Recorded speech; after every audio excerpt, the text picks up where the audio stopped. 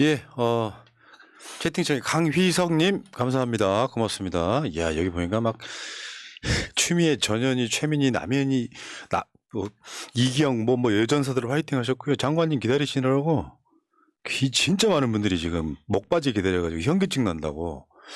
이 중에 두 분이 입원하셨어요. 좀 전에 너무 늦게 나오셔갖고. 입원했다고? 입원. 아, 입원. 자, 시작할게요, 여러분. 네. 예. 자, 뭐, 추미애 장관 새날 인터뷰한다고 하니까 네. 윤석열 정권이 길을 막아놨대요. 아, 그래서 막혔어요. 자, 출발할게요. 예. 새날 만에 아주 특별한 인터뷰 오랜만에 나오시네요. 추미애 전 민주당 대표 나오셨습니다. 어서 오십시오. 네, 안녕하세요. 반갑습니다, 여러분. 지금 장관님하고 인터뷰를 한 세 번째 하는 건가 네 번째 하는 건가 모르겠는데 네, 저는 이렇게 인터뷰하다 보면은 네. 사람 기다릴 때 설레는 사람이거든요. 아하, 장관님 그런 사람이에요. 설레는 사람. 아, 감사합니다. 어떤 사람들은 인터뷰할 때 뭐 누구라고 말은 못하겠지만 부담스러운 사람도 있어요. 그런데 지금 떨어져 앉아 계셔서 참 다행입니다. 왜요? 저는 그 팩트 체크가 제 취미예요. 설렌다 그러면 가슴을 만져볼 수 있어요. 예, 이랬어요. 자, 뭐 우리 대표님, 저는 이제 네. 이게 바로 직전에 법무부 장관이 이력이라서. 네, 근데 저는 그냥 대표님으로 그냥 사실은 입에 좀 올라 있는 사람 중에 하나거든요. 네, 네, 네. 그러니까 새날에서 인터뷰한 민주당 대표는요, 예를 들어서 이해찬 대표, 네, 최근에 송영길 대표, 네, 추미애 대표, 네. 그 전에 이재명 대표 이런 식이거든요. 네, 네. 그 딱 결을 보면 딱 그 결 안에 딱 들어있는 사람들. 아, 네, 네. 나머지 분들은 인터뷰를 한 적이 없어요. 그건 뭐냐면은 내가 좋은 사람들만 인터뷰하는 네. 아주 이상한 방송이죠. 네, 네. 그러니까 저 좋다 이 말을 그렇게 삥삥 돌아서 하시군요. 바로 하셔도 저 알아듣습니다. 근데 그러니까 제가 무슨 얘기 하려고 그랬냐면 대한민국에 싸울 수 있는 스펙은 다 쌓지 않았나. 예를 들면 민주당 대표. 저는 스펙 같은 거 좋아하지 않아요. 그러니까 굳이 그냥- 말하자면 그냥 네, 이력. 업무 그 자체를 좀 즐기는 스타일이죠. 네. 이 일 자체를. 그러다가 더 다운그레이드해서 법무부 장관 하셨고. 아, 그것도 저는 다운그레이드 이런 말 자체를 싫어해요. 아, 이 개혁이 필요할 때 남들이 안 한다고 할 때 팔걷어 붙이고 할 수 있다면 예. 신명을 다 바쳐서 하리라 예. 그런 마음인 거죠. 네. 야, 당연한 말씀 감사합니다.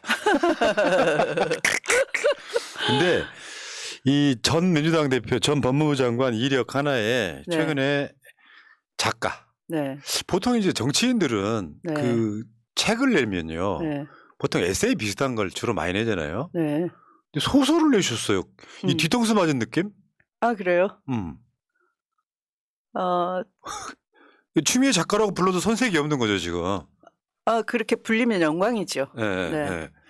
여러분, 우리 추미애 작가님 옆에 네. 저기 앞에 지금 책이 하나 딱 걸려 있지 않습니까? 아, 멋지다. 디자인도 예뻐, 지금. 저 디자인 제가 했어요. 진짜요? 네. 별걸 다 하시네. 디자인 작가, 그 소설 디자인에 작가. 대해서 한번 물어봐 주셔도 좋아요. 왜 저런 그러니까 왜 저렇게 하신 거예요? 상자가 보이시죠? 네. 그리고 추미애 지음이 좀 삐딱하게 보이시죠? 네. 저게 삐딱하다고 보시는 분들은 마음이 삐딱한 거예요.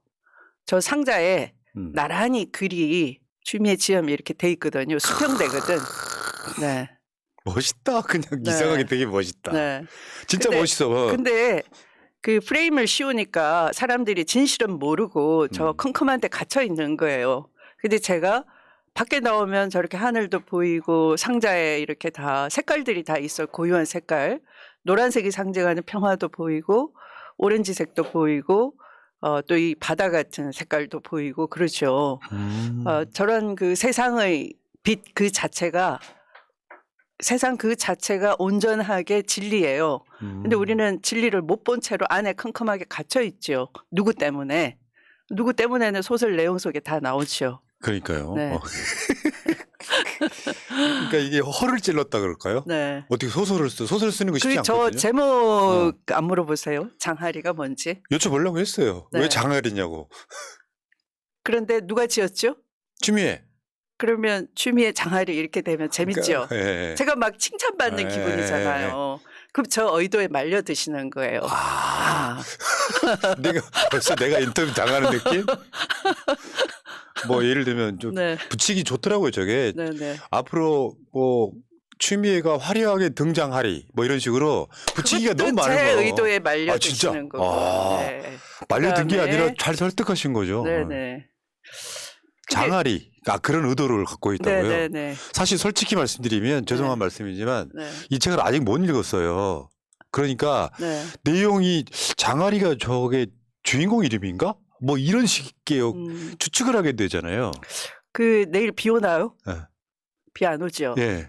날씨가 화창할 때는 밖에 구경하시고 비가 올 때 이 책을 집으시면 이 책 다 읽고 나면 하늘이 다 개어 있을 거예요. 멋있다. 그 잡으면 손에서 떠나질 않게 제가 썼어요. 아니 내가 원래 네. 이 방송한 이제 10년 동안 네, 음악을 안 들었거든요. 네, 감성적이 돼버리면 네, 상대방을 네. 못 패니까. 네. 아 근데 이 책 읽어봐야겠다.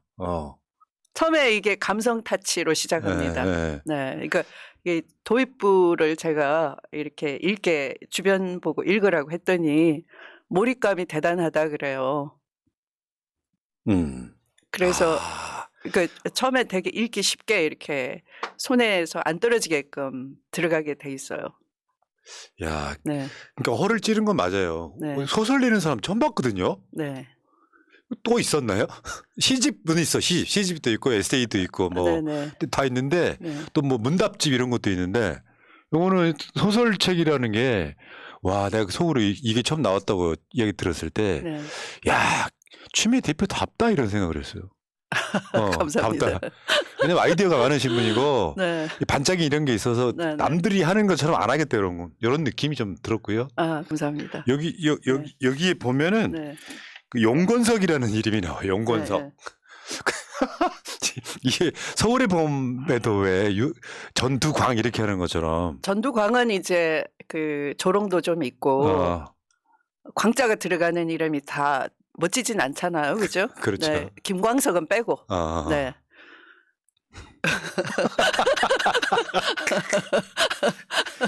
아, 나 그러니까 이제 우리 대표님의 이 네. 책을 이제 저도 이제 꾸준히 읽어 볼 텐데 네. 확실히 이건 저는 이렇거든요. 아까 뭐 인터뷰하기 전에 가슴 설레는 사람이 있다 그랬잖아요. 네, 네. 이제 그 느낌이 뭐냐면은 다음 사진 한번 보여줘봐요. 제가 추미애 대표한테 반했던 사진. 이것도 본인의 책이시잖아요. 네, 네, 네. 근데 이 사진, 이 얼굴에 사람들이 열광했던 거거든요. 아, 네. 저거 몇 년 전이요? 한 20, 30년 됐죠, 저거? 저게 2002년도 얼굴이에요. 와, 그럼 20년. 그러니까 아니 2007년도 얼굴이에요. 저 얼굴이. 저 책이 나올 때 2008년이었는데 아이고. 제가 아마 2007년 한양대 그 초빙 교수 하면서 강의를 일주일에 2-3번씩 했거든요. 이제 그 무렵에 찍은 사진이에요. 그러니까 추미애 네. 대표 그러면 컨텐츠도 컨텐츠지만 뭔가 이렇게 사람들을 가슴 설레게 하는 뭔가 본인만의 시그니처 매력이 있어요. 감사합니다. 오늘 이렇게 헐레벌떡 와서 이렇게 가슴 설레는 말을 들을 줄 몰랐네요. 아, 행복해. 근데 다시 이야기하면 저 때랑 지금이랑도 거의 안 변했다.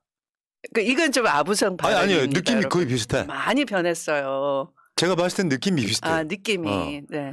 그래서 거의 안 변한 상태로 지금까지 와 있다. 네, 네, 네. 그러니까 이게 그런 거 있잖아요. 나이를 먹지 않는 어떤 청춘의 상징 같은 사람. 이거 다 아부입니다. 여러분 넘어가지 마세요. 받아들여주세요. 제 사랑을 받아들여주세요. 이게 사실 이런 측면들이 있어서 네. 사람이 이런 거 있잖아요. 뭐 여러 가지 부침 등이 있었지만 네. 추미애 하면 떠오르는 저는 뭐 사람을 좋아해서 그런 건지 모르겠는데 네. 성씨부터 멋있는 느낌. 아, 가을. 성부터 멋있는 느낌. 신문이 생각나는 낙엽 밟는. 자, 어쨌건 여러분 그 채팅창 상단에 네. 추미애 장관 소설 장아리를 직접 구매할 수 있는 사이트가 있습니다. 근데 걸어놨기 때문에 가셔서 꼭 한번 구매를 한번 해보시기 바라요. 책 내시려고 나오신 건 아니에요. 우리가 서비스를 해드리는 거고. 그리고 추미애 TV 여러분 추미애 TV도 지금 최근에 이제 많이 이제 구독을 이제 많은 분들이 놓치고 있었는데 추미애 TV도 가보시면은 이 장아리 관련한 영상도 올라와 있고 그런데요. 최근에 하셨던 출판 기념회 때 영상도 보실 수가 있습니다. 그래서 추미애 TV도 지금 정치인들 중에서는 굉장히 상위권의 구독자거든요. 지금 네, 현역도 네. 아니신데. 네. 거의 25만 명 정도 됐잖아요, 여러분. 25만 명 오늘 좀 한번 채워드려 볼까요? 네, 감사합니다. 24.9만 명. 추미애 TV. 자, 그리고 이 출판 기념회 보니까 확실히 살아온 그 어떤 본인 나름의 그게 있는 거죠. 출판 기념회가 약간 좀 결혼식 품앗이 같은 거 아니에요? 네, 네. 보통 그렇죠. 네. 근데 이제 뭐 이재명 대표는 어차피 이제 뭐 축하 말로 대신했지만 보니까 이해찬 대표, 함세웅 신부, 새날로 따지면은 다 새날 패널이신 최민희 의원, 김현 의원, 윤미향 의원, 김민웅 촛불행동 대표님, 김용민 의원, 황운하 의원, 이성윤 전 중앙지검장, 류근 시인, 또 제가 빼먹은 사람 있습니까? 좀 늦었지만 이제 늦게 오신 분들 중에는 그 한동수 전 대검 감찰부장이 오셨고요. 아, 그분. 네네. 되게 보시면 거의 꽃미남 수준의 얼굴이십니다. 용모가 아카데믹하게 생기시고 그런데 내면이 굉장히 강하세요. 원칙이 바르시고 상당히 제가 그 저의 그 연배로는 아래지만 마음속으로 존경하는 분이죠. 거의 리스트가 뭐냐면요. 네. 반윤연합군 같은 느낌. 반윤연합군. 그건 이제 정신이 멀쩡하다. 그런 공통점이 있어요. 그러니까요. 네, 수그리지 않는다. 쫄지 그럼, 않는다. 네. 네, 공포에 당당하다. 약점이 없다. 그리고 네. 이제 함세웅 신부님 이야기 잠깐만 네. 해보면 언론들 정말 생각한 게 네, 현장에서는 그랬다고요. 그냥 농담. 네, 네, 근데 요거를 뭔가 꼬투리를 잡아야 되니까 네, 네.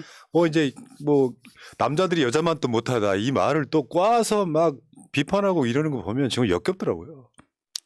신부님이 이제 그 종교인이시니까 그 원래 이제 편하게 지내시려면 종교와 정치는 별개야 하고 냉담하시면 되는 거죠. 그런데 종교라는 건 이 현실에 딛고 있는 것이고 성직자 신부는 우리는 이제 저는 불자니까 연기법에 따라서 이 중생이 딛고 있는 이 속세 없이는 승려나 신부나 존재할 수가 없는 거잖아요. 근데 속세가 썩어 있어요. 병들고 있어요. 그럼 거기에 대해서 제대로 구제하고 고통을 같이 감당해주고 하는 역할을 하시는 거고 저는 굉장히 그런 뭐 단어 가지고 우롱하고 하는 건 언론 본연의 사명에서 벗어났다. 황색 그 페이퍼, 옐로 페이퍼 같은 거다. 우리 언론이 통째로. 그걸 제일 먼저 보도한 데가 어디였을까요?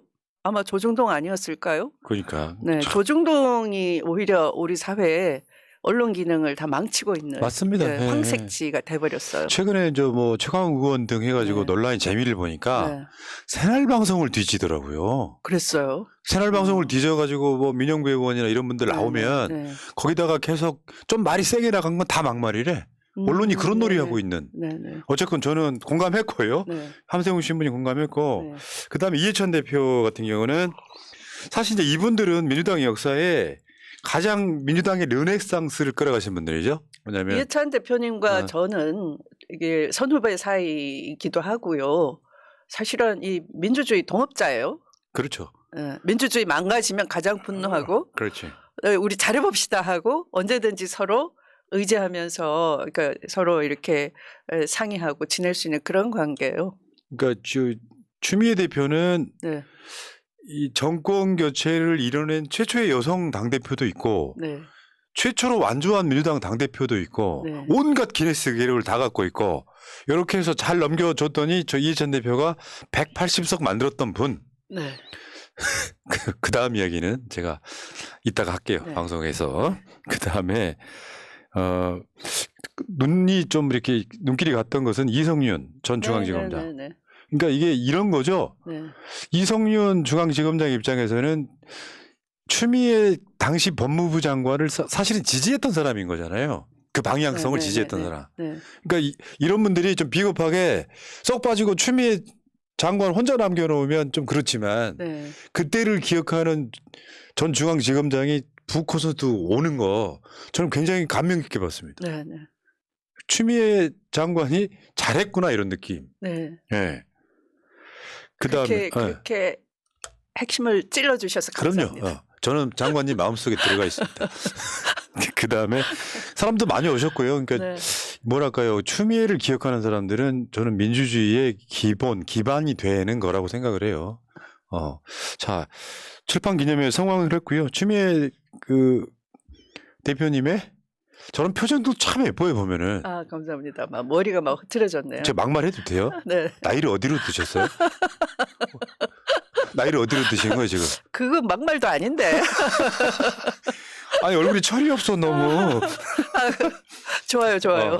그래서 내가 네. 여러분 그렇다고 검색해 보지 마세요. 추미애 네. 대표에 대해서 네. 그냥 느낌이 네. 그대로인 것 같아요. 아까 보여드렸던 사진 그 후에 아, 감사합니다. 2007년 사진 이후에 네. 진짜 나이를 어디로 드시는지 궁금하고요.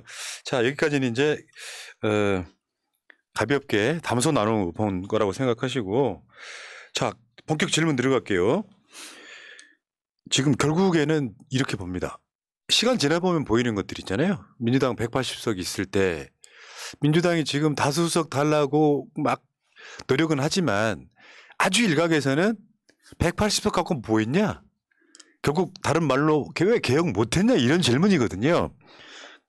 그러면 제가 여쭤볼게요. 법무부 장관 당시에 뭐 폭넓게 말씀하셔도 돼요. 네. 가장 아쉬웠던 점은 무엇입니까? 검찰개혁, 언론개혁을 겁내고 안 한 것. 할 수 있는데 충분히 할 수 있는데요. 해야 될 당위성도 있었고 할 수 있는 방안도 있었고 또 할 수 있도록 길라잡이를 자처한 저 같은 사람도 있었단 말이에요. 그런데 겁을 낸 것. 그것이 가장 저는 좀 원망도 좀 들고요. 속에 이는 분노도 좀 있고요. 그래서 이분들이 전체적으로 꿰뚫어서 뭘 해야 될지 어느 지점에 있는지 모르고 있구나 때문에 또 사실 이 장알이라는 책을 썼어요. 그런데 언론이 이제 이걸 주용 갈등이라고 프레임을 씌워버리잖아요. 그렇죠. 그 프레임은 사실은 하나의 윈도우인 건데 딱 제시해주는 이 틀 안에서만 보게끔 시야를 한정하는 거죠. 그럼 전체를 못 보는 거죠. 전체를 못 본다는 것은 일부만 보고 휘둘리고 그건 진실과 멀어지는 거잖아요. 그리고 진실과 멀어지면 왜곡된 상황에서 힘을 못 받는 거예요. 그러니까 계속 언론에 휘둘리면서 언론 개혁도 안 하게 되는 그래서 당하기만 한 바보가 돼버렸죠. 그러니까 그때로 한번 돌아가 네. 볼게요. 한번 보세요. 추미애 법무부 장관이 윤석열 검찰총장에게 징계 청구를 합니다. 그 직무정지 정지 명령 이런 걸 내려요. 네. 지금 화면에 보시면 이 상황이었단 말이에요. 네.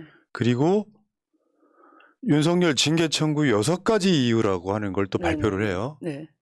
그렇게 돼서 결국에는 윤석열 전 검찰총장이 당시 검찰총장이 정지 2개월의 징계 처분이 정당하다고 대선 나오고 사퇴한 뒤에 이 결과가 나와요. 네, 너무나 늦게. 네, 네. 네. 이 결과가 나오는 이 상황들을 보면서 결국에는 그 당시 네. 소위 말하면 추윤 갈등이라고 말씀하셨는데 네. 그 당시에 마치 추미애 법무부 장관이 진 것처럼 돼버린 거죠. 네. 왜냐하면 장관은 물러났는데 윤석열은 그대로 총장으로 있는 상황이 돼버렸단 말이에요. 네. 그러니까 지금 많은 사람들이 그런 이야기를 해요. 윤석열을 키워준 게 추미애다 이런 식으로 이야기를 합니다. 네. 저는 전혀 완전히 반대하는 거거든요. 역사의 판단은 네. 시간이 지난 뒤에 네. 오늘 같은 썸네일 제목이 그거 아닙니까? 네. 추미애가 옳았다. 네. 이 사람은 검찰총장으로도 안 맞고 네. 대통령으로도 안 맞는 사람인데 그 당시 추미애 장관이 아마 역사상 처음이었잖아요. 제가 키운 게 아니고 우리 언론이 키우고 또 특히 이제 대통령께서 결정적으로는 그 신년사를 할 때 그러니까 아까 보여주신 이제 여러분들이 복잡하니까 벌써 몇 년이 지나버렸잖아요. 20년 11월 24일 제가 징계 청구를 합니다. 그리고 한 달 뒤 정도 12월 16일 징계위원회가 징계 의결을 합니다.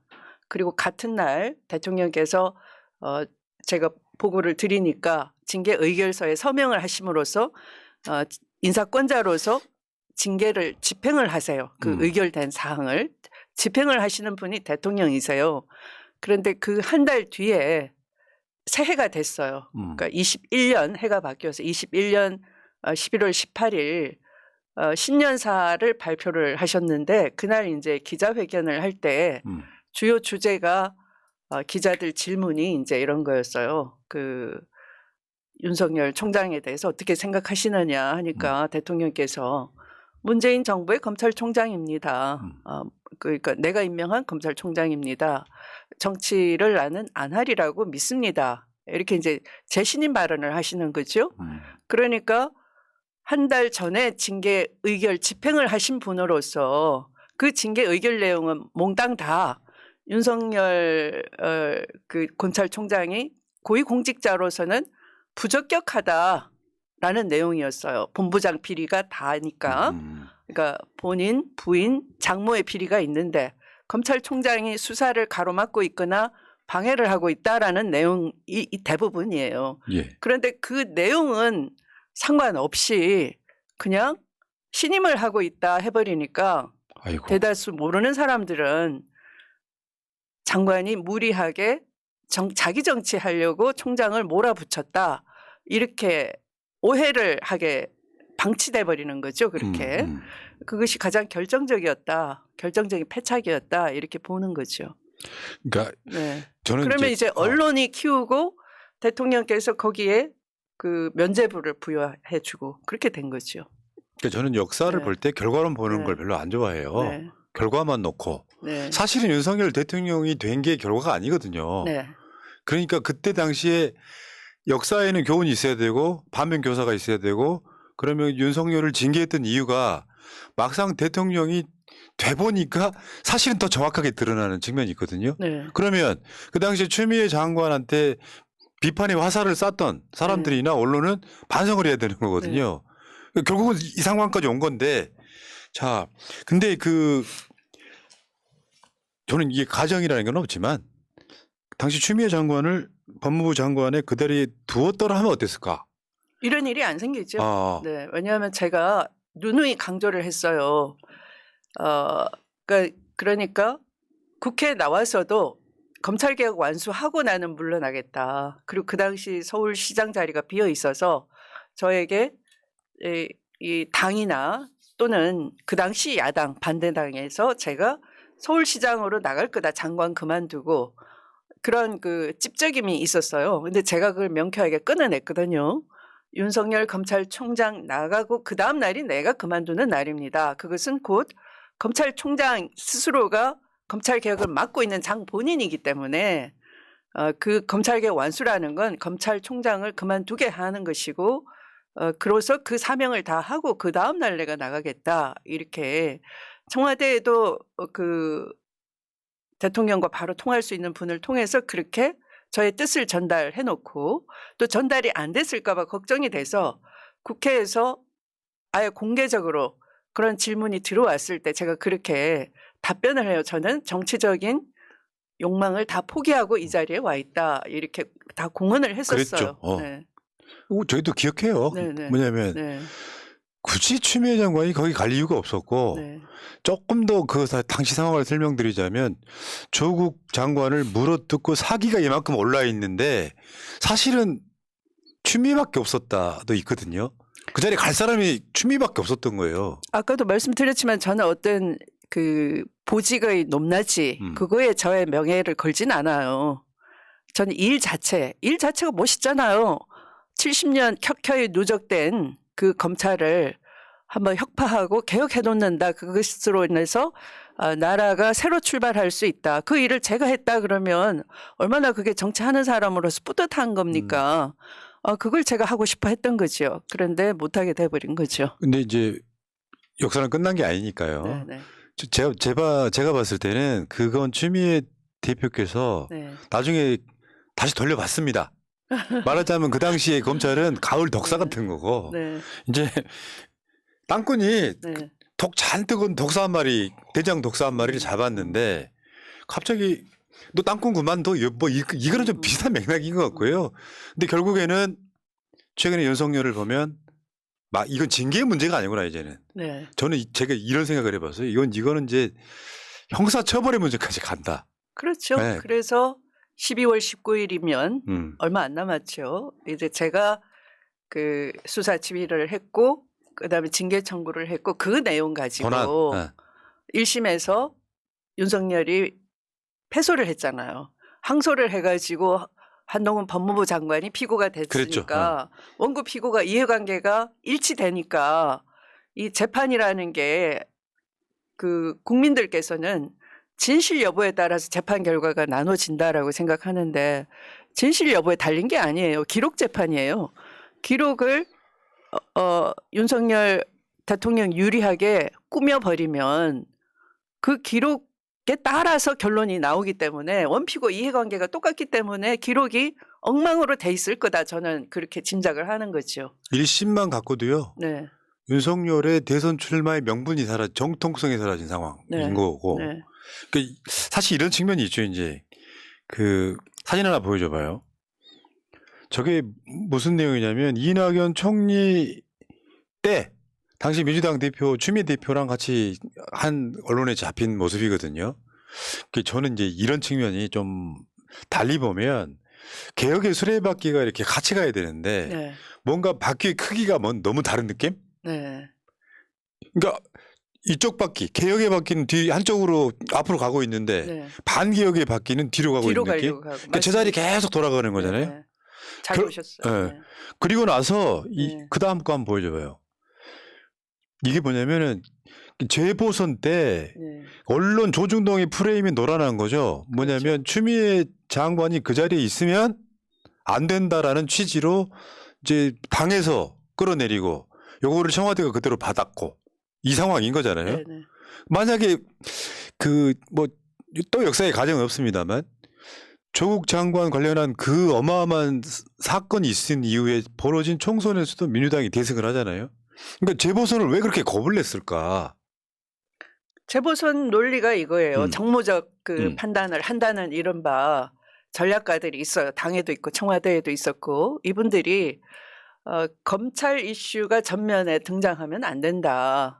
그것을 뒤로 물리고 민생 이슈, 경제 이슈를 앞당겨야 된다. 우리가 경제를 잘했지 않냐 코로나 시국에 뭐 이렇게 논리를 내세웠는데 결국은 재보선 참패는 민생 이슈에서 패배한 거예요. 검찰 이슈가 아니었어요. 그럼요. 당연히 그렇죠. 부동산 폭등으로 인해서 가진 자들은 배부르고 우리한테 표를 줄 수 있는 중산층 이하, 중산층과 그 아래 분들은 뿔이 나버렸고 박탈감, 상대적 박탈감 때문에 그래서 패배한 거죠. 근데 거기에 대해서 저 이낙연 전 대표는 아무런 책임감도 안 느끼고 뒤로 숨었잖아요. 그 선거 패배하고 난 후에.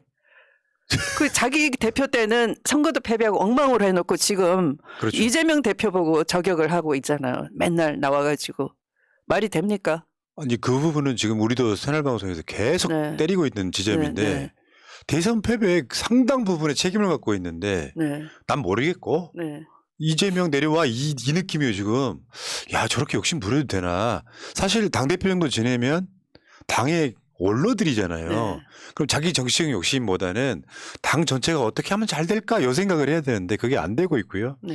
자, 근데 결국에는 지금 소위 말하면 추윤 현재로서 보면은 대통령은 윤석열이지만 그 당시에 이 갈등 관계랄까 하는 거는 사실은 현재로서도 추미애 대표가 이기신 거예요. 감사합니다. 네. 왜냐하면 역사는 현재 위치로 판별하는 게 아니라 가치로 판별하는 거거든요. 아, 저 사람 대통령 되게 하지 말라는 추미애의 결단에 가까운 거였는데 추미애 물러나게 하면서 결국 대통령 됐네 이렇게 해석해야지. 뿐만 아니라 제가 그 장관 하면서도 그랬지만 장관 물러나서도 대선 후보 경선에 가서 이 검언정경판의 이 세력들이 우리나라를 그 부패 망조가 들게 하고 마치 그 앞에 그 절에 가면 제일 절 문 앞에 지키는 사천왕상처럼 네. 이 지켜주는 게 있잖아요. 이 부패 세력을 이 수호신처럼 지키는 세력이 검찰이다. 그러니까 한 배를 타고 이익을 공생하고 나눠 먹고 있기 때문에 그 맨 앞에서 기득권 세력들에 대해서 그 범죄들은 덮어주거나 이익을 나눠 먹고 있고 다른 사건을 만들어 가지고 이 국민의 눈과 귀를 가리고 있고 하는 거죠. 그래서 검찰 개혁은 이 개혁의 시발점이다라고 누누이 얘기를 했어요. 그리고 검찰 세력들이 정권을 잡으면 나라 전체가 쑥대밭이 될 거다. 그 당을 그러니까 그것을 후보로 만든 국민의힘 당도 쑥대밭이 될 거다 했는데 제가 이제 예언가가 돼버렸어. 그대로 적중을 그러니까요. 했으니까. 네. 상식을 갖고 있다면 그런 시각은 가질 수밖에 없는데 네, 그 시각을 누군가 가리잖아요, 이렇게. 안 보고 있죠. 아예 알면서도 안 보고 있는 네, 거고. 네. 저는 그 추미애 장관, 추미애 대표하면 떠오르는 것은 검찰 개혁이 아니에요. 솔직히 말씀드리면 지대 개혁이었어요. 사실은 그게 대한민국의 가장 큰 문제 아닙니까? 네, 네. 근데 그런 아젠다가 메인스트림에 등장을 해가지고 이게 대선으로 가고 막 이 과정들을 거쳐야 되는데 진짜 그 훌륭했던 지대 개혁이 붙인 건 되게 아깝습니다. 또 쓰실 일이 있을지. 네. 그러니까 지금은 이 현상들이 다 지대 개혁은 이제 하나의 예시인 거고요. 그 특권 개혁이라고 보시면 돼요. 그러니까 불로소득을 그렇죠. 신분 상승으로 그러니까 어떤 실력을 진단하기 위해서 고시라는 제도가 있는데 이게 하나의 특권을 인정하는 면허장이 돼버렸어요. 이게 지대인 거예요. 그렇죠. 네, 뭐 마찬가지예요. 교수라는 신분 똑같은 내용을 강사가 가르치면 푼돈을 주고 똑같은 내용을 교수가 가르치면 억대 연봉이 되고 이런 사회잖아요. 그러니까 그 특권의 타파, 불로소득의 타파, 공정한 세상 이런 것들을 축약을 해서 저는 지대 개혁이라고 한 것이죠. 그렇죠. 네. 기득권 네. 지키는 그 기득권 세력들의 네. 어마어마한 그 카르텔. 네. 그 중에도 검찰 개혁도 들어 있는 것이고. 네. 근데 지금 이제 추미애가 옳았다 측면에서 지금 대한민국 최악이지 않습니까? 네. 그러니까 이게 우리가 역사상 본 적이 없는 군사 독재보다 더 심한 그러면서 무능한 네. 현재 대한민국 어떻게 보세요? 뭐 장관님이야 뭐 좋게 보실 일은 없겠지만 회복 탄력성을 잃어가고 있다. 네. 그러니까 회복력이라는 것, 회복 탄력성이라고 하는 것은 이게 바닥에 탁 떨어졌을 때 더 높이 튀어오를 수 있는 용수철 같은 힘이거든요. 보통은 이제 심리학에서 등장하는 용어죠. 그러니까 우리가 디프레스 됐을 때 예. 네, 다시 이제 용수철처럼 반등을 하는 것을 이제 그 회복 탄력성이라고 하는데 사회도 똑같은 거예요. 고장 나 있죠. 그러니까 정신 지체가 있는 거죠. 뭐 영부인이 핸드백을 그 고급 핸드백을 당연히 갖다 줄게 그랬는데 들어오라라고 하고 그냥 말로만 갖고 오시지 마시지 이렇게 하고 접수를 하잖아요. 네.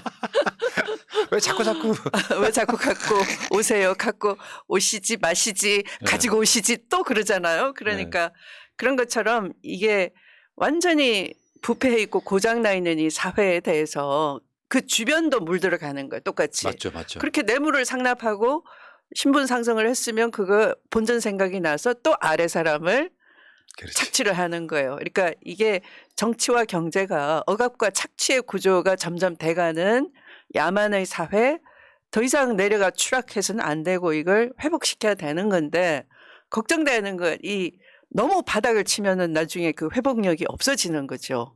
그게 우려되는 맞습니다. 정도까지 와 있다라는 거죠. 저는 이제 민주당 계열에서 김대중, 네. 노무현, 다음에 이해찬 대표, 네. 추미애 대표, 또 네. 이재명 대표까지는 네. 약간 사상가적 느낌이 있어요. 네. 뭐 김대중 대통령 같은 분들은 이미 사상가가 되셨고 네. 그 전체 큰 틀에서 국가의 문제점이랄까 인식을 한 다음에 디테일로 들어가서 특정한 방향성을 갖고 끌고 가야 되거든요. 지금 윤석열은 그게 안 되는 거거든요. 장관님의 대표님의 전 지대개혁 공약 같은 거는 당연히 이 시대에 딱 필요한 거잖아요. 근데 윤석열은 그런 게 없잖아요, 지금. 이 시대뿐만 아니라 이 지대 개혁의 지대 개혁은 이제 제가 이제 우리 사회 전체를 돈으로 환치되는 이 세상을 보면서 지대 개혁이라고 제가 설파를 했던 거고요. 이 기술 진보에 대해서 지대 자체를 억제를 안 하면 그 진보로 인한 생산력 부가가치가 전부 땅에 다 들어가 버리고 이 땅을 가진 사람들만 배부른 세상이 된다라고 위험성을 경고한 건 이미 200년 전에 그렇죠. 헨리 조지라는 분이에요. 네. 근데 대한민국에서 지금 네. 집권 세력은 그게 아예 없잖아요. 없죠. 전무하잖아요. 네, 네. 그래놓고 또 자유시장 경제를 막 외치다가 네. 자기들이 분리할 때는 또 관치금융 같은 걸. 이게 무슨 그러니까 일관성도 없고 네. 능력도 없고. 네. 자, 근데 아까 말씀하셨는데 아주 단적인 예가 될 것 같아요. 최악인 이유 중에 하나가 국민 조롱하는 대통령 부인 문제도 있는 것 같습니다. 네. 아니 왜 허위 경력 이력 드러났을 때 대통령이 되는 경우라도 부인의 역할에만 충실하게 됐던 사람이 뭐 사실 앉아가지고 사실 뇌물 받고 있었던 거 아니에요. 그 말을 믿었습니까?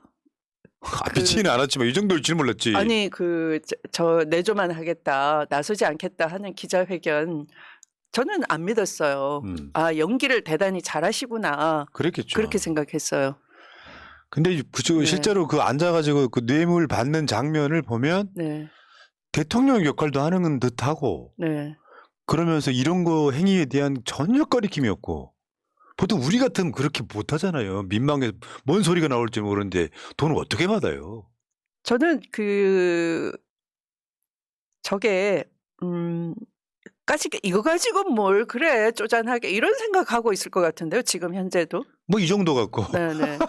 나 진짜 아이고 그때 추미애 장관 네. 말대로 해가지고 네. 사실은 어떻게 됐어야 되냐면 윤석열을 법적인 근거가 좀 약하더라도 총리항에서 어떻게든지 물러나게 했어야 되는 게 맞고. 법적인 근거가 약하지 않았어요. 그냥 소심한 거지. 절차적 민주주의 따지면서. 그러니까 임명직 징계를 했다는 그 자체에 너무 큰 의미를 둔 거죠. 네. 그러니까 잘못했으면 이번에 네. 그래도 민주당이 발전한 게요. 추미애 당시 장관이 윤석열 총장 징계하듯이 네. 이제 국회에서 사상 최초의 검사 탄핵이라는 걸 하잖아요. 그 역사의 발전이거든요, 그걸. 일본에는요. 우리나라 검찰들이 일본 검찰 제도를 되게 부러워하는데 자기들한테 불리한 건 절대 인용 안 해요. 일본 검사들은 증거 조작하고 하면은 바로 탄핵되고 쫓겨나요. 그러니까 역사를 하나씩 만들어가는 거죠, 뭐. 근데 우리는 증거 조작을 해도 안 쫓겨나. 민주당이 역풍분다 겁내고 있어. 이거 아세요? 손준성이라고 있죠? 알죠. 네, 지금 고발사주. 공수처에서 고발사주 그리고 이제 판사 사찰 문건으로 제가 이제 제 책에도 이제 좀 일부 인용이 돼 있고 한데 그 사람이 제가 징계 청구를 아까 했다는 거 화면 나갔었죠. 예. 20년 11월 24일이라고 했잖아요. 예. 24일 그때 징계 청구를 했을 때 바로 직후에 수사정보정책관실의 컴퓨터를 만졌어요. 증거 조작을 했어요. 이 디가우징이라는 그런 기법으로 싹 지웠죠. 근데 포렌식 하면 또 나올까 봐 찝찝하거든요. 뭘 할게요? 버려야지 이제. 버리면 안 되지. 그러니까 박스채로 버릴 수는 없으니까. 엔티 포렌식 앱이 있대요. 그런 거 있는지 아셨어요? 포렌식 못하게 하는 앱. 단어상 해석은 할 수 있어도 그런 앱이 있다는 걸 우린 모르잖아요. 이 검사들은 그것까지 아는 거죠.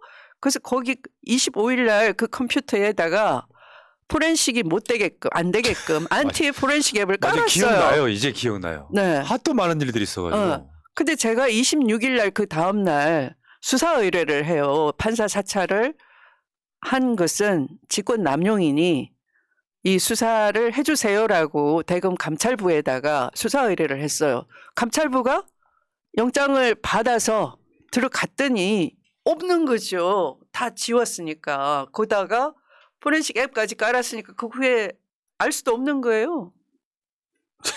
그러면 그렇게 증거 조작을 하면 일본 같으면 당장 탄핵이 돼야 돼요. 그렇죠. 근데 민주당은 역풍 분다고 안 해.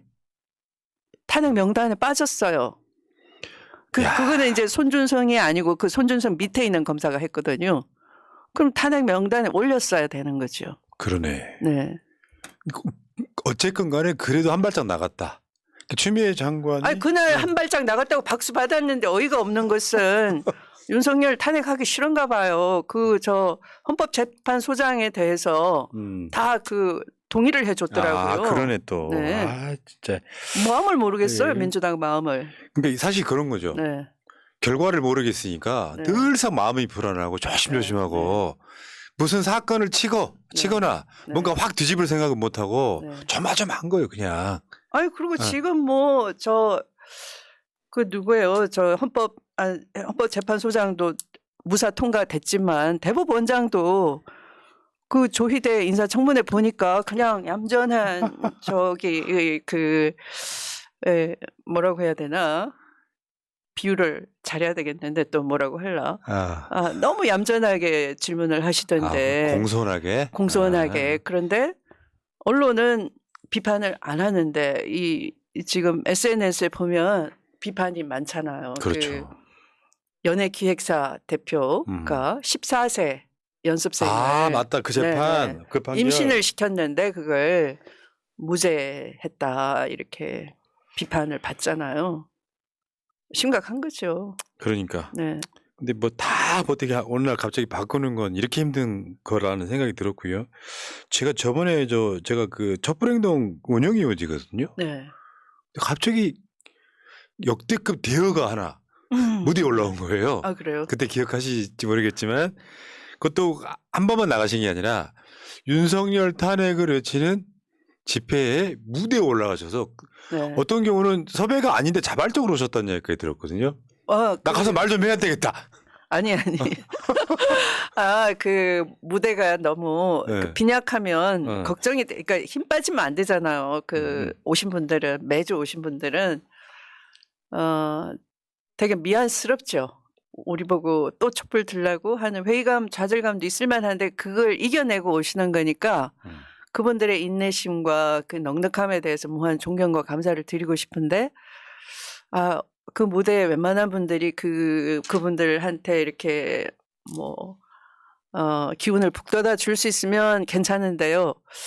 혹시라도 너무 안 와가지고 힘 빠지면 어떡할까 걱정이 되는 날이 있더라고요. 그래서 그날 지방에 있다가 그러면 나라도 가자. 그래서 이제 헐레벌떡 갔더니 아직 안 마쳤어요.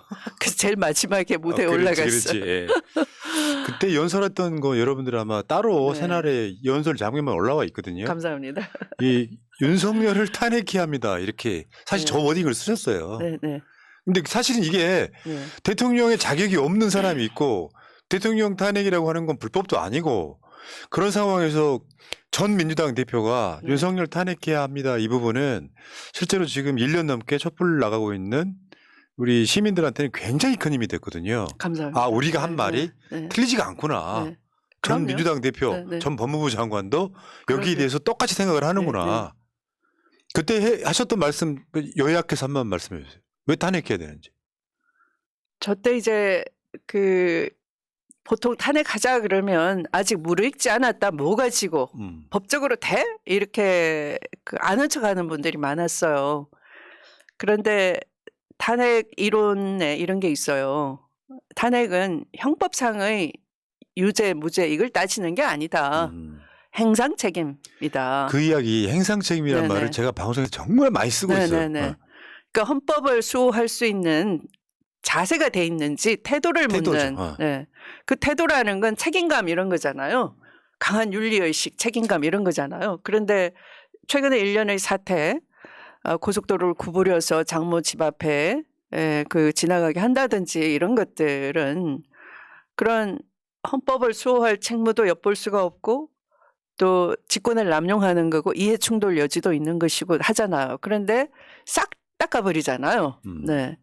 그래서 이건 더 이상 이 둬서는 안 된다 하는 걸 명징하게 드러내는 사건이에요. 맞습니다. 네. 그래서 이제 그 사건이 무르익었을 때 이제 저도 그래. 이것은 여지없이 탄핵 사유입니다라고 해야 되겠구나.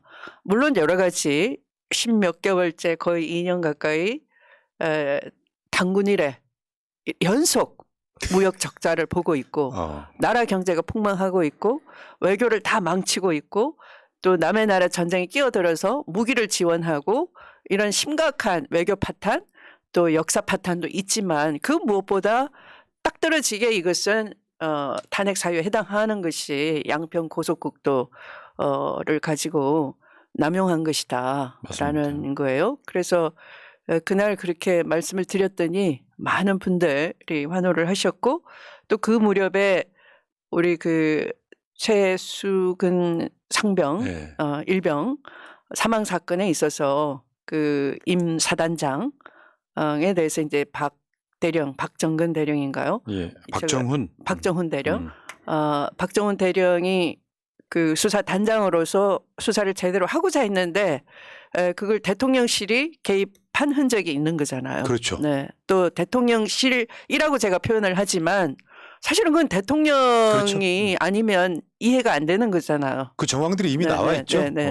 네, 그래서 그런 것들은 빼박 탄핵 사유다. 사실은 국회가 국정조사 해야 되는 것이다라는 것이고, 그래서 그 명백한 사안을 두고도 우리가 아직 탄핵할 때가 안 됐다라고 조심조심 한다는 것은 범행을 방조하는 것, 헌정유린을 방치하는 것이다라는 거예요. 언론이 절대 여론조사하지 않는 딱 네. 하나가 남아 있는 거예요. 네. 지금 여론을 보면 네.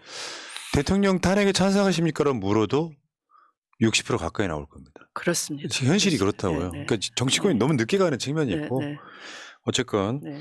그때 당시에 우리 대표님께서 여러분 탄핵의 광장으로 나오십시오라고 절절하게 호소했던 기억이 나고요. 그러면서 대통령 부인이라는 사람이 자 사실상 이번에 보니까 이거를 법적 해석하면 대통령 부인이 저렇게 뭔가 이런 것들을 받는 행위 있잖아요. 나중에 해석하고 지금의 어떤 대응하는까지 보면 이것도 탄핵 사안이 될 수 있다. 맞습니다. 예, 하나하나. 예, 그래서 예. 잘 보셨습니다. 법률가시니까 네, 또 잘하시잖아요. 자, 근데 이제 이거 하나 여쭤볼게요. 그 내년 총선 선거제 어떻게 될 것 같으면 아니면 대표님의 뜻이 따로 있으신가요? 아니요, 저는 네. 그냥 그 이해찬 대표님이나 저나 이제 전체적으로 그 국민 여론에 대한 소구력이 어느 정도인지를 보고 방향을 정하고 해온 그런 경험이 축적이 돼 있잖아요. 네. 이 정도로 국정 파탄인데 사람들이 아직 분노 게이지가 폭넓게 확산이 되지 않았어요. 물론 광장에 오신 분들은 정말 머리에 뚜껑 열릴 정도이죠. 네.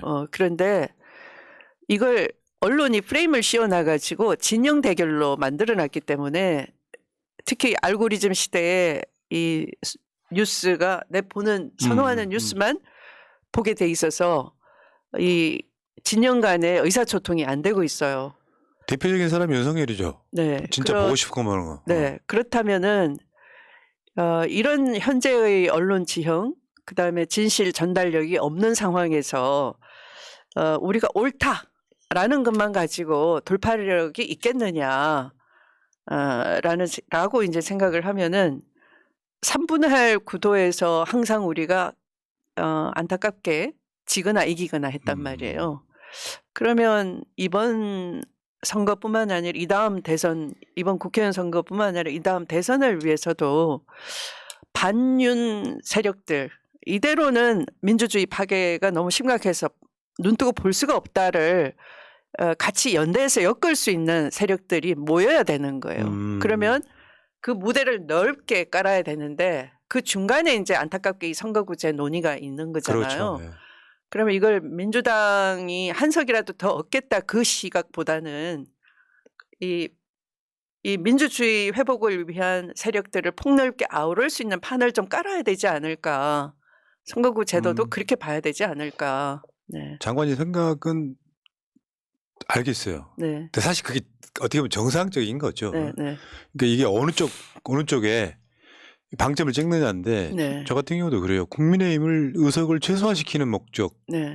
그게 더 앞이어야 된다고 생각하는 거죠. 네. 예를 들면 민주당하고 국민의힘이 기득권 나눠 먹기로 가면 결국 지는 거다. 뭐 그런 이야기 하시는 것 같아요. 알겠습니다. 네. 자, 그리고 하나만 개인적으로 이제 총선 출마하십니까? 질문이 굉장히 심플하세요. 그러니까 뭐냐 이 네, 질문은 네, 뭐냐면 네, 보수 언론이 물어보면 출마하지 마 이런 거고요. 네, 네, 제가 물어보면 출마하세요 이런 뜻이에요. 네. 근데 이거는 어. 김건희 핸드백이 아니잖아요. 갖고 오지 마시지 갖고 오시지 이게 아니잖아요. 이것은 어떤 헌신. 검찰개혁 실패했잖아. 네. 제대로 했었어야지라는 그 안타까움 이런 게 다 있어요. 그러면 누가 하면 더 잘할 것 같았는데 그냥 하게 놔뒀어야 되는 건데 이런 것도 또 깔려 있잖아요. 그러면 저는 그냥 안 나가면 나 편하고 좋겠지만 그래 나가라는 뜻이구나로 번역이 되더라고요. 근데 저는 그렇게 또 나가주세요 하면 그래 또 힘내서 해보지 이런 쪽이지 저 편하자고 움츠리고 이 스타일이 또 아니에요. 근데 저는 이렇게 봅니다. 네, 추미애 악마화라는 게 있었어요. 네. 추미애 악마화. 제 악마로 보입니까, 여러분? 그러니까 추미애 악마화는 뭐냐면 저쪽 진영뿐만 아니라 우리 네. 진영에서도 네, 그 프레임이죠. 아까 말씀드린 거. 네, 윤석열을 알아요. 대통령 만든 게 추미애다 같은 네, 네. 이상한 프레임을 만든 네, 건데 이거는 민주당 기득권들이 만들어낸 프레임이에요. 음, 추미애 장관 말 어느 하나에 무언가 잘못이 틀린 점이 있었어요, 여러분. 댓글창에 한번 써보세요. 근데 문제는 맞는 말 하는 사람을 뭔가 좀 가벼운 사람이라거나 뭔가 저쪽을 출세시켜준 사람이라거나 같은 나쁜 프레임을 만들어가지고 맞는 얘기하는 사람을 죽이는 행위. 그게 예전 민주당 기득권들의 고질병 같은 거예요. 그러니까 저는 이를테면 대표님이 출마를 하신다면 이 쓰임새는 내가 어디 뭐 지역구 내가 찜해가지고 나가겠다가 아니거든요. 전체 선거판에서 추미애라는 말을 어디다가 놓을지를 고민할 수밖에 없으니까 본인도 내가 어디 나간다가 중요한 게 아니라 당이 나를 어떻게 써먹을지를 기다리는 측면이 더 강한 거잖아요. 네. 네. 그러면 저번에 다른 인터뷰에서 그런 얘기 하셨더라고요. 적당한 때가 되면 드러날 거다. 윤석열 긴장해야 된다. 뭐 그러면 저기다가 또 본인 책을 홍보하셨더라고요. 긴장아리.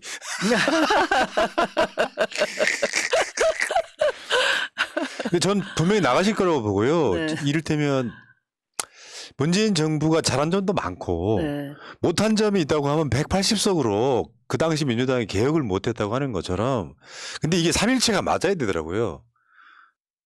제 생각은 그래요. 개인적인 생각이니까 화내지 마세요. 이제 국회 들어가면 육선 하시는 거잖아요. 가신다고 하면 저는 추미애 국회의장 한번 보고 싶어요. 왜냐하면 이 입법부라고 하는 것도 뭔가 이렇게 축이 맞아야 개혁이 되는데 왜 문재인 정부 초창기 때는 의석이 너무 작았잖아요. 그래서 민주당한테 일당은 만들어 줬어요. 근데 이게 의석 차이가 한 석밖에 차이가 안 나. 뭐 이 과정들이 있어서 육선의 국회의장 한번 보고 싶다. 제 생각 어떠십니까? 그 문재인 정부에서 대통령이 개헌안을 냈는데 그게 그 까보지도 못하고 그냥 그랬죠. 맞아요. 불발이 됐어요. 왜 못 갔냐면은 바로 말씀하신 의석수가 모자라가지고 야당은 그 당시 야당 이석해버리고 그러니까 이게 불성립이 돼버린 거예요. 불성립은 함을 까지도 않아요. 미달이 돼버려가지고 보나마나 뻔하다 이렇게 돼서 그런데 여러분 어떻게 생각하세요? 그 우리가 뭘 하려고 하면 한동훈이 그래요. 영장 청구권은 검사의 고유 권한이다. 헌법에 있다라는 거예요. 다른 나라 안 그래요. 다른 나라. 그러니까 검사만 마약 수사한 듯이 얘기하는데 마약 검사 못 잡잖아. 마약 검사 천함 못 잡잖아. 그러니까요. 천함 3명이 다 문제가 있는데 뭐 천함들이 범죄 저지르면 꼼짝 못 하잖아. 왜? 처갓집 힘으로 출세했으니까. 그런데 그 검사만 영장 청구권이 있다는 거예요. 헌법에 돼 있다는. 그러면 헌법이 잘못돼 있는 거죠. 다른 나라 안 그래요. 다른 나라 마약이 밀수돼서 오면 관세사가 딱 보고서 바로 영장 청구할 수 있게 돼 있어요. 그러니까 검사의 권력 독점이라는 게 검사 기득권 카르텔을 인정해주는 면허장이 되도록 헌법이 있으면 그 헌법 고쳐야 되는 거예요. 민주적으로. 그러니까 이 개헌을 해야 된다를 여러분이 느끼시죠. 개헌은 다수 의석이 있어야 되는 거예요. 개헌 의석이. 탄핵 마찬가지죠. 그러면 그걸 할 수 있는 국회의장이 필요한 거죠. 그러니까 지금 국회의원 수락하신 거예요? 아니. 먼저는 그 의석을 만들어내야 된다는 걸 아니, 얘기하는 그러니까 거예요. 저는 좀 그러니까 조건부. 이 방송을 들으시는 분들한테 네, 네. 뭔가 희망을 드리고 싶어서 그래요. 네. 민주당이 좀 뭐 대승했다고 치고. 네. 근데 문제는 항상 막히는 게 네. 이상하게 민주당 쪽 국회의장들이 개혁 성향이 없어요. 네. 이분들 자체가 이미 국민의힘 성향이 가까울 정도로 기득권화돼 있어가지고 계속 눈치 보고 이 과정들이 있어갖고 제 입장에서는 조금만 좀 개혁성의 국회의장도 한번 보고 싶다. 정권 교체의 문제는 당연한 거죠. 만약에 제가 그때 음. 당 대표 아니었으면 탄핵 안 됐어요. 그렇죠. 왜냐하면 개혁 성향의 국회의장이 없다라고 하는 것처럼 그 당시 국회가 박근혜 대통령을 탄핵시키지 말고 그냥 이선 후퇴시키고 국회가 총리를 만들어 가지고 내각을 분점하자 이 논의를 하고 있었어요. 짬짬이 하고 있었어요. 그걸 제가 깨버린 거예요. 그렇죠. 네. 그러니까 그 깨면서 행상 책임을 꺼낸 거예요. 맞아요. 태도가 네. 문제다. 네네. 그리고 이게 헌재 가면은 탄핵될 수 있다라고 행상 책임 논리를 꺼냈던 거죠. 지금 생각해도 가슴이 네네. 울렁울렁하네요. 네. 그러면 저도 짬짬이를 했으면 저한테 좋은 자리 줄게 너 좀 가만히 있어 입 다물라. 그럼 제가 그걸 접수하고 그렇게 하겠다 했으면 탄핵 안 되는 거예요. 맞죠? 네. 그러니까 이 말씀을 이제 제가 공지사하려고 드리는 게 아니라 지금의 이 문화에서는 그 짬짬이를 허용하는 거란 말이에요. 그래서 이 다음 선거는 이 혁신 선거가 돼야 되는 거예요. 혁신적인 인물을 여러분이 그러니까 뭐에서부터 개입을 해야 되냐 하면 후보 공천 과정에서부터 그렇죠. 여러분들이 국민들께서 개입을 해 주셔야 되는 겁니다.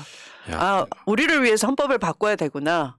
진짜 민주주의를 복원하려면 헌법부터 문제가 됐구나. 문재인 대통령 때 헌법 고치려고 하는 걸 못 고쳤구나. 아까 맞죠. 그런 특권을 없애려면 지대개혁 해야 되는데 그 지대개혁 그 단어 하나 집어넣는 것도 안 됐구나. 그러면 다시 출산율 높일 수 있는 좋은 세상 만들려면 헌법부터 고쳐야 되고 그러면 국회가 헌법을 개헌할 수 있는 의석이 돼야 되고 그게 3분의 2가 돼야 되고 이게 나라가 고장났으면 대통령을 탄핵시켜야 되는데 그것도 200석이 돼야 되는 거고 그걸 할 수 있으려면 짬짬이가 안 되는 국회의원이 맞죠. 필요하구나. 그러니까 짬짬이가 네. 안 되는 분이라서 네. 민주당 내에서도 기득권 분들은 추미애 장관을 싫어하는 거죠. 그래요. 성향이 다르니까 네. 대충 내 국회의석만 그러니까 내 국회의원만 당선되면 네. 그냥 4년 편안하게 가니까 네. 리스크 안 갖고 그냥 적당히 지역구 활동만 좀 잘해도 그냥 당선되니까 네. 그러니까 우리들 입장에서는 70년 묵은 채증이 안 내려가고 네. 계속 그 가슴 한켠이 지금 네, 답답한 네. 거거든요. 네. 그러니까 이제 삼위일체로 네.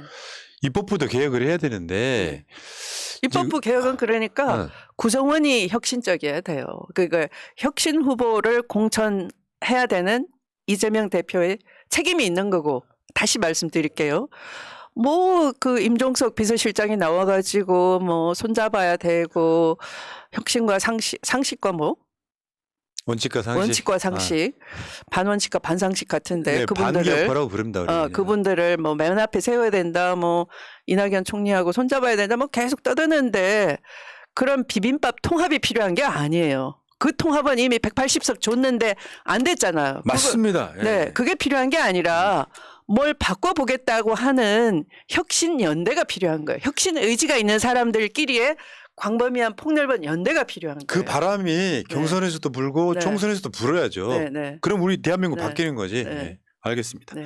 국회의장 하고 싶어 하시는 걸로 개혁 국회의장 첫 번째 이거는 이 얘기 있잖아요. 우리 네. 대표님께서 이제 소위 제가 이제 우리끼리 따로 방송할 때 네. 탄핵 전문가라고 제가 네, 네. 우리 대표님을 지칭을 합니다. 네. 다 해보셨잖아요.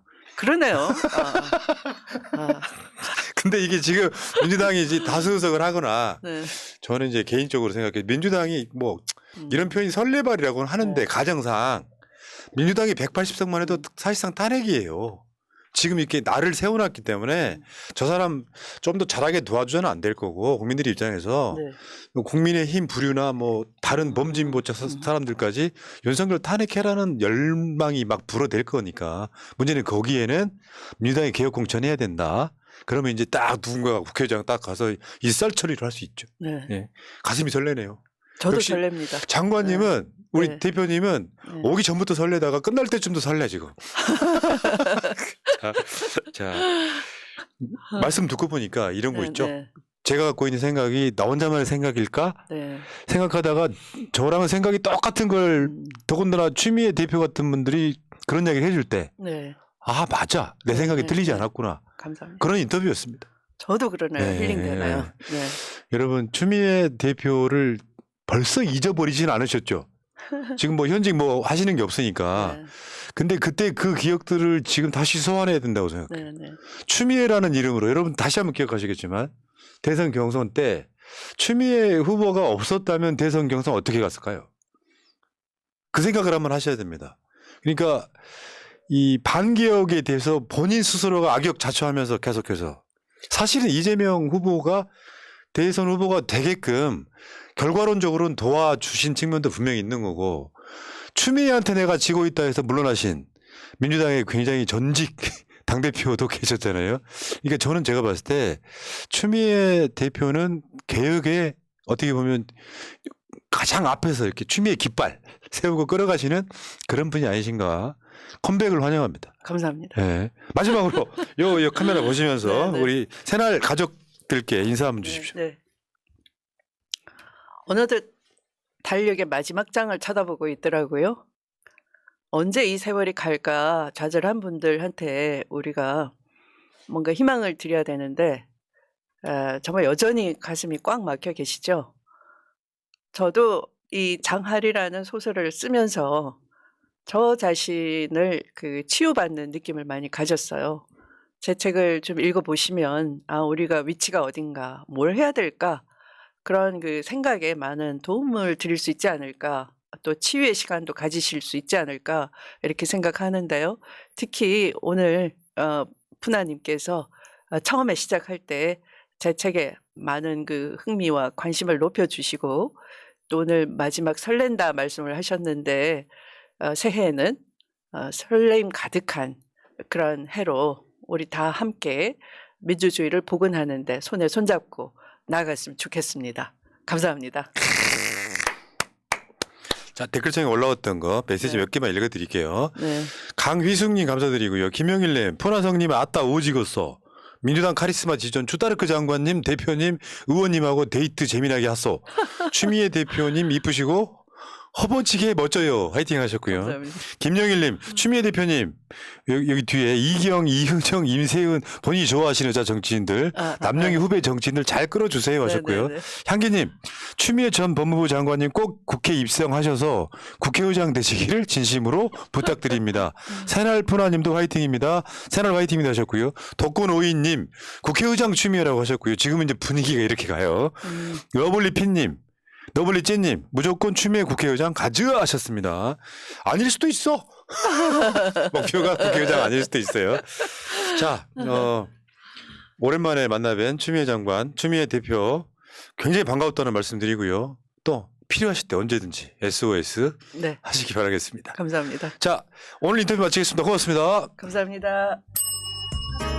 민주주의 평화 통일 다 죽어간다 이대로는 놔둘 수 없다 자 다시 한번 해보는 거야 자 다시 한번 싸우는 거야 자 손 맞잡고 어깨를 걸고 우리 함께 이기는 거야 자 다시 한번 해보는 거야 자 다시 한번 싸우는 거야 자 손 맞잡고 어깨를 걸고 우리 함께 이기는 거야. 자, 다시 한번 해보는 거야. 자, 다시 한번 싸우는 거야. 자, 손 맞잡고 어깨를 걸고 우리 함께 이기는 거야. 자, 다시 한번 해보는 거야. 자, 다시 한번 싸우는 거야. 자, 손 맞잡고